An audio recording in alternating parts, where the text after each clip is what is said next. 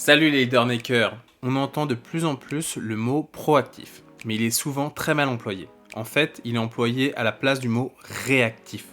Mais ça fait plus classe d'utiliser un mot mystérieux. Ça peut même donner l'impression qu'on est intelligent. Mais attention, ça n'en donne que l'impression.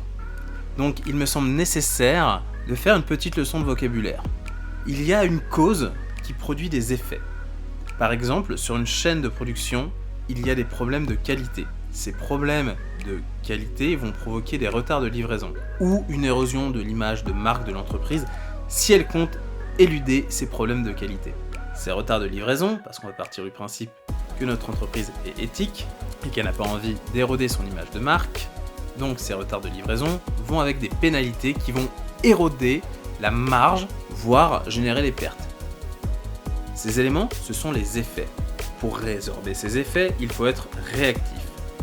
La cause, c'est ce qui a généré les problèmes de qualité. Cela peut être un mauvais réglage de l'outil de production, l'usure des machines, un défaut de qualité des matières premières ou autre. Être proactif, c'est agir sur les causes. Donc mettre en œuvre un plan de formation des opérateurs, c'est être proactif.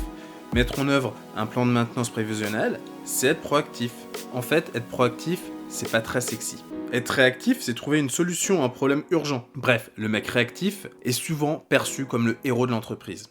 Être proactif, c'est anticiper les problèmes et mettre en œuvre des actions pour s'assurer qu'ils ne surviennent pas. Bref, le mec proactif, c'est un peu le mec Boeing de l'entreprise. Pourtant, c'est lui qui permet à l'entreprise d'éviter d'avoir des problèmes.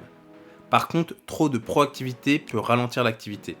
La mise en œuvre d'actions provenant des risques qui ont une très faible probabilité de survenir consommera une énergie aux collaborateurs qui aurait pu être mieux employée ailleurs.